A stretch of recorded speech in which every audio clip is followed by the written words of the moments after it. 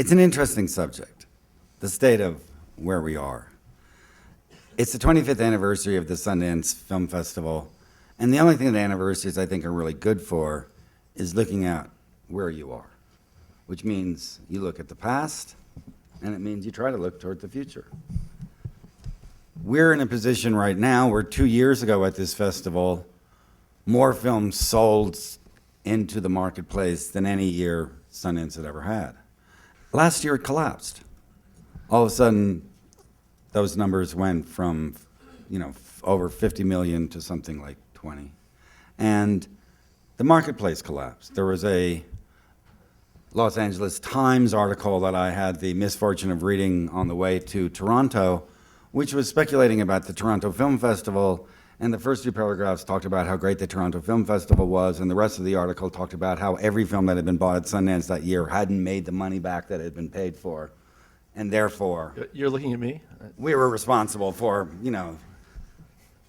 making him buy Hamlet and kill him. I put the gun to his head, so the issue really is, where are we? The issue really is, what can be done with a system that may or may not be broken, but certainly doesn't function for the independent arena as a whole.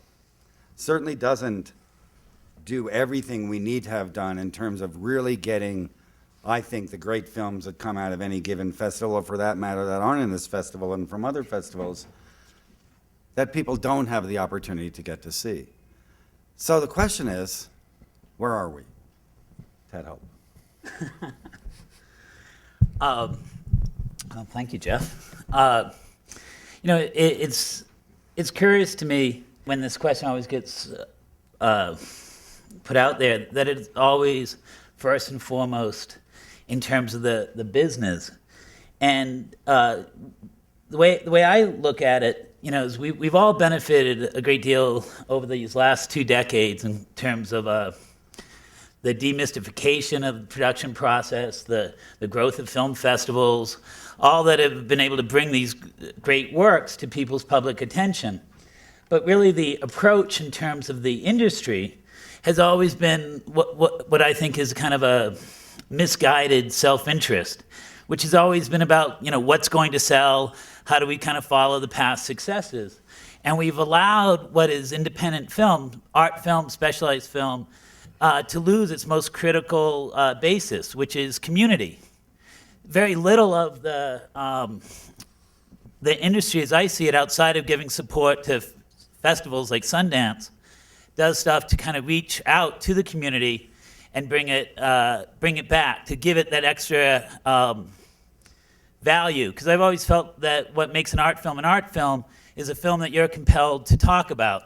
And that's become a lot harder to do in the recent years. We've lost, how many national critics exist now covering film? 7 or 8. College film societies have gone. All the little things that really help us appreciate film have gone out the window. James at Focus, I think has taken a step with their Films in Focus website that addresses not just their films, but film culture in general. But unless the exhibitors, the distributors, everything else start to kind of reach back and think, how do we bring community back? How do we make sure that filmmaking isn't a one-off shot, but an ongoing dialogue with your audience and fans over a long period of time? That a critical part of the community is exhibition.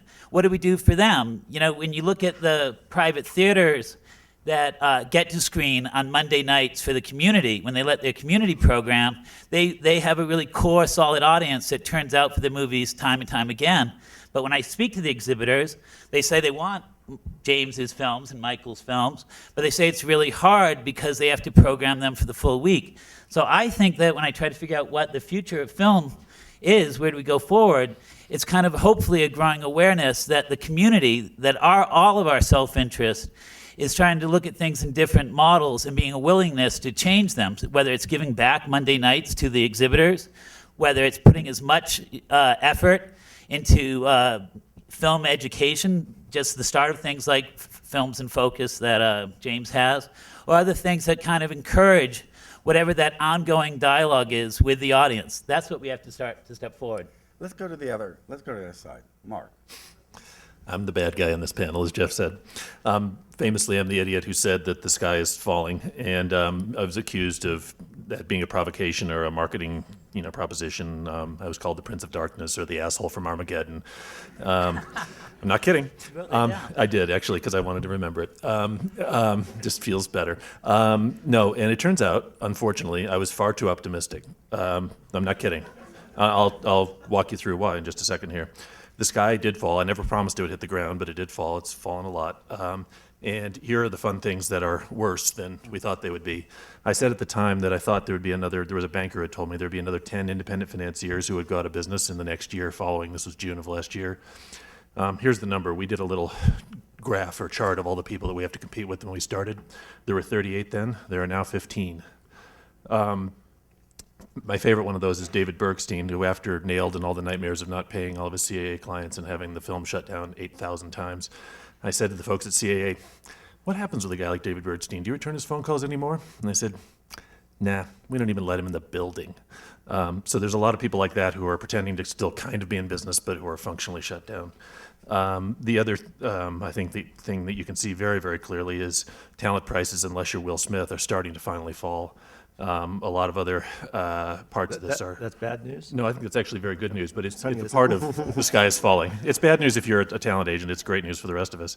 The peak for all this, of course, was last spring when everybody was trying to make twice as many movies to beat what they were afraid would be a Screen Actors Guild strike. So, as is always the way, right before the bust is the peak. However, now just to confound you and really confuse you and make you think that maybe I'm not such a bad guy after all, there are several pieces of good news. If you look at this last weekend at the box office, there were 6 films in the 3 days that did more than $15 million, 4 that did more than 20. That's really rare. And I don't think it's an accident. I think it's a function of the economy really shrinking and people saying, movies are a better value for my time. I can afford to do that. And there's a virtuous cycle that goes with that. People get in the habit. They like doing it. They'll go more often. It's not because all 6 of those movies were the best films ever released on Martin Luther King weekend, I promise you. The second thing is, there were some decent independents, obviously, doing very nicely with Academy attention, but I was just looking at the aggregate numbers. The second thing is the debt markets are finally starting to soften up, and what that means, first of all, is the banks are starting to trust each other and not lend at crazy rates, and that the Southern banker who was on the cover of the New York Times the other day saying, that's nice that we got $350 billion from the federal government, we're not giving any of it to our consumers because we don't trust them, we think we don't need more bad loans. And apparently what happened inside the Obama administration yesterday is they said, okay, we're going to threaten to nationalize these people, and we're going to force them to lend. And that's very good news for all of us. It's particularly good news if you're Steven Spielberg and you've got all this money from India and all you need is a bit of debt. It's great news for all the rest of you because equity alone doesn't finance movies, debt does. And finally, that output that I said would shrink from 630 films to 350, that's well underway. I think in 12 to 18 months, we'll be down to 350 films theatrically released, which means all those that are released will have a lot more breathing room. You know, when we were at the producers conference this summer, Michael Barker, I think, made the very astute comment that when we talk about where we find ourselves at the moment, that it's always been a tough business. It's never been a business that's easy. Is that, you have the same opinion, Michael? Yes. I live for the day, Mark, that you don't give that speech. I think that speech, as accurate as it is very dangerous because it's easy to hear that and just say, okay, let's just close up shop and go home. And I think there are a lot of things that are going on. It's always, as Jeff said, it has always been difficult. There's an aspect of this that is more difficult that relates to the global economic crisis, which I don't believe your original speech ever referred to, but I think that has a lot to do with why we're all in the position we're in. But there are silver linings here that I think we really need to embrace, and it's very exciting going forward. One is the theatrical box office, as Mark is saying. It seems to be thriving, especially for a number of independent films, and that's a good thing. The loss of film criticism is really something that is so scary to me. However, I see a glimmer of light in some of the quality of the film criticism coming off of a lot of these blogs, people like Karina Longworth and so forth. And this is high quality film criticism. And what has to happen, and no one has figured out the strategy yet, is for the film critics who no longer have a job, that are great film critics and have credibility to the audience, to find that venue in which they can be read or heard, or some apparatus for them to have some influence, and that's like the challenge of the moment. But I believe that will change. Another aspect of a silver lining is something I want to relate. One of the most satisfying experiences in my career has been Frozen River. And Frozen River was shown here. It was definitely the little engine that could. It definitely would not seen the light of day without Sundance.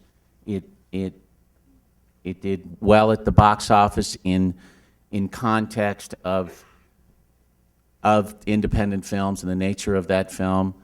And I can tell you, this last week I was at the AFI luncheon for what they named the 10 best movies of the year, and there was, we were with Melissa Leo and Misty Upham and Courtney Hunt next to the Dark Knight table with the studio heads and Frost Nixon and Milk and so many other, Iron Man, and I got to tell you, that's an accomplishment, and for us to emphasize the dark without talking about accomplishments like that, even though they're far and few between, maybe that's a process with one film that shows that it works, and that's important to remember. You came to the festival this year with a film that just played through the roof yesterday, Sin Nombre. Yeah. Wow. In the competition. I mean, a film that, from the Sundance perspective, we couldn't be prouder of, given that he was a lab fellow and all this. You, on the other hand, you're the fool that bought Hamlet 2 last year. And, you are the person who's kind of looking at the marketplace from a perspective of 25 years or more as a producer, as a distributor. Where are we? Well, look, I mean, where are we, and also where is the future of this business? I think that's what people are here to find out. And on this MLK Day, I think you're looking at the future of the business. It's 100% American. It's 85% white. It's 100% middle-aged male. Here we are, the future of the independent film business. Yeah, I think that's, look, what can I say? I became a senior last week. I just What's want that? you to know that.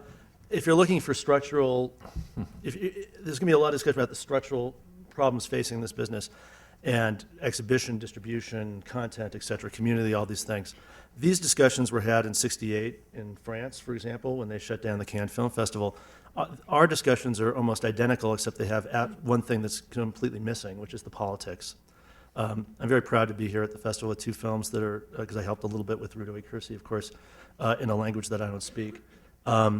We've got to understand that the essence of this discussion is so astonishingly provincial, so encapsulated in a tiny little bubble where the marketplace and voices and community, these terms that are completely devoid of, I think, what an original mission that would actually break open the discussion could be.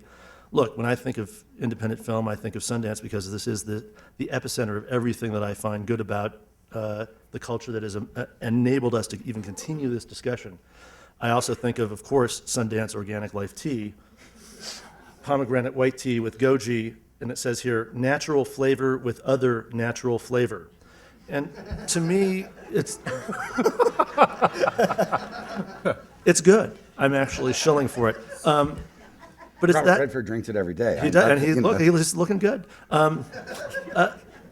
It's that kind of language that seeps into our discussion, and it's the enclosure of what this panel to me represents, which, look, I'm happy to be on it, and these guys are. Look, I mean, the movies that I love, besides, of course, the ones I distribute, from this guy and that guy at the corner, I mean, the people making these movies, and Marcus, we just celebrated the 20th anniversary of Strand releasing 2 nights ago, which is a miracle that we should all be just so grateful for.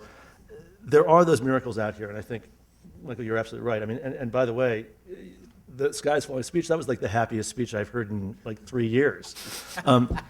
But clearly, unless we are willing to embrace a completely different paradigm for this discussion, you'll hear the exact same discussion 3 or 4 years ago.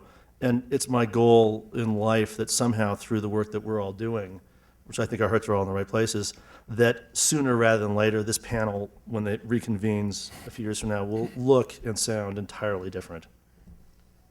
Jonathan.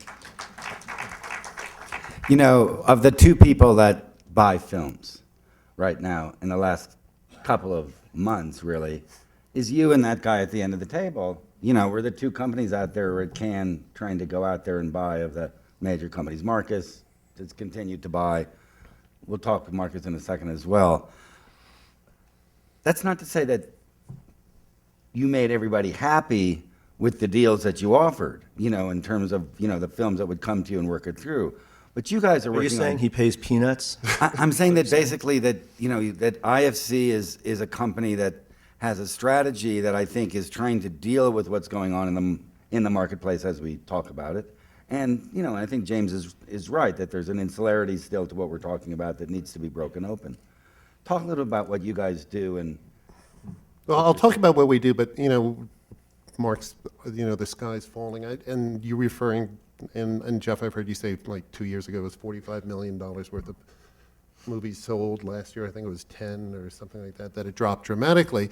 And I think the reality is it was an artificial sky, and it was an artificial sky that that had developed over the years, and it was really almost unhealthy for the independent film business. And the people selling the movies for $10 million, and this isn't to knock Hollywood agencies, but or, you know, a company, you know, there's a New York sales agent as well, that, you know, the rush to get the biggest MG up front wasn't necessarily healthy for anybody other than the person cutting that deal. It wasn't healthy for James last year on Hamlet 2.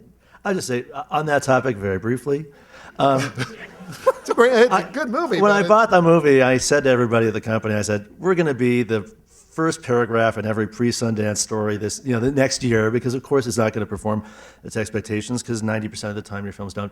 But I'm here to say, you know, A, I love that movie. B, if I had made it, it would have cost me more.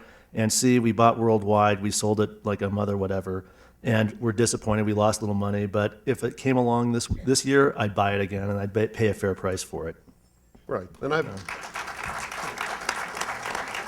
wouldn't, you know, I was on the other side of that. We sold Boys Don't Cry here, off a show reel. We sold Tadpole here, but you know, I think everybody holds on to that, you know, the big payday. But it obviously wasn't healthy for a lot of the distribution companies that had been in business, and you know, I think the studios getting involved, aside from a company like Focus and Michaels, which, you know, they tend to operate a little separately. A lot of those companies aren't here any longer, and I think, you know, there were studio economics applied to the independent film business. And, you know, looking forward, you know, I talked to a couple of people about almost looking back to what the business was 15, 20 years ago, where you're not taking full-page ads out in the New York Times, and you're really managing every penny, because that's the way the movies were made. They're made on very limited budgets. So, you know, I just wanted to address that when people say we're picking movies up for peanuts. You know, they're not really for peanuts. I think they're, we pay, you know, we compete with everybody else at the same level, aside from the movies that sell for millions of dollars here,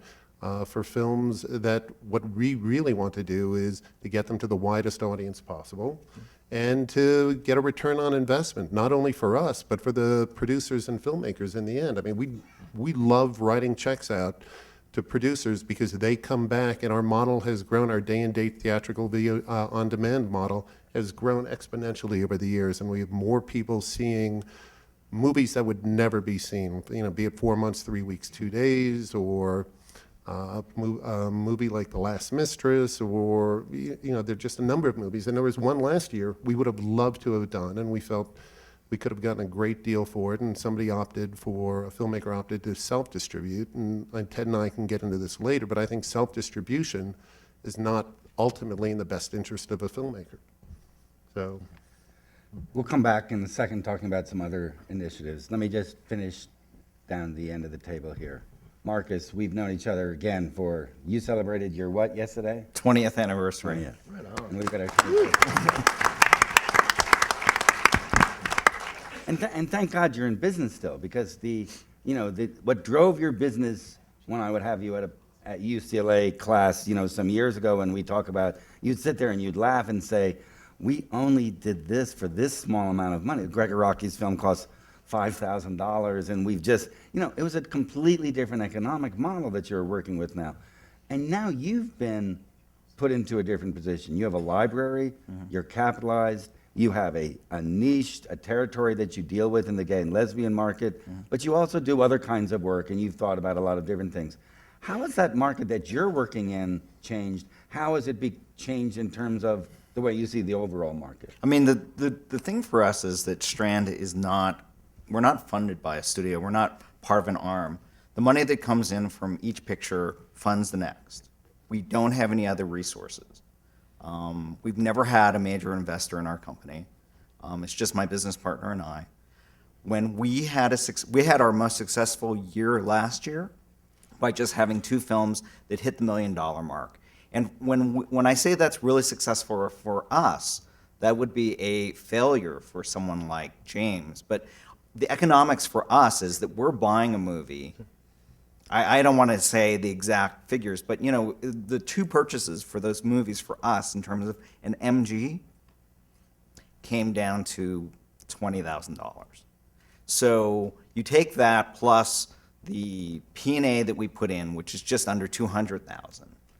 But in terms of the value, the revenue that was brought in from theatrical, from ancillary, it was a really great year for us. I mean, it was probably the best year we've had in the last 5 years. And we are basically still operating on the same way that we did from day one, which was we copied a model from Sony Classics, from Michael and Tom and Marcy. And that was spending adequately enough and really working the press, doing grassroots marketing, and being able to pay back some revenue back to the producers and sales agents to show that we are fiscally responsible to the filmmakers. And I think that we've built up a really great reputation with filmmakers, producers, sales agents, and that's what we've been living on, is our reputation. Has it changed for you, though? I mean, you say your best year. Does that mean that it's changing? It remains steady? It remains steady. I mean, oddly, it seems to be, even in this marketplace, I would say that we still operate in a very old-fashioned way. And Michael, please don't take this the wrong way. I think you operate in a very old-fashioned sort of way, and you have a kind of old-fashioned machine that I really love. I mean, you, of course, move forward with a lot of innovations like online and all that, but you've got the old-fashioned theatrical models. And so does James. James is one of my dear friends, and one of the reasons why we've also been able to stay in this marketplace is that we partnered with people like Jonathan. We did a VOD premiere for our movie A Secret, and it did incredibly well and brought in a large revenue stream for us. So we were really happy to experiment with that. I've worked with James on various distribution deals. I've worked with Ted on what basically amounted to almost self-distribution on A Hawk is Dying, which was a movie that played here. And we kind of thought about it, and I had a discussion with him. And we knew that the theatrical plan for that movie was going to be so small. So what we really kind of figured was taking advantage of a broadcast deal and taking advantage of a small theatrical release to give that movie a profile. And there's all different ways for each movie that comes out. Each movie has a different profile. Peter, let's finish up with you in terms of the kind of rollout here and just say, you and I have had discussions, a lot of discussions about what's going on in this world, and we've talked about the future of alternative distribution, and you've been an advocate and I think a very special consultant to a number of different people who weren't able to find any of the people at the table here to buy their movie for them, but wanted to take their movie out. And you've figured out ways of helping with that, ranging from websites to different kinds of split right strategies, et cetera, et cetera. Talk a little bit about some of the new models that you're looking at and what that what that kind of success is and where you think that's headed. Well, first of all, I want to thank you, Jeff, for being the last person that you called on. I always enjoy that possibility because I think most people on the panel are analyzing this, what I call the old world of distribution, from the standpoint of what's good for companies. I think there's a whole new world of distribution, and I think the analysis that I have is what's good for filmmakers. I think those are very different perspectives. From my standpoint, the future is here. The new world is vibrant.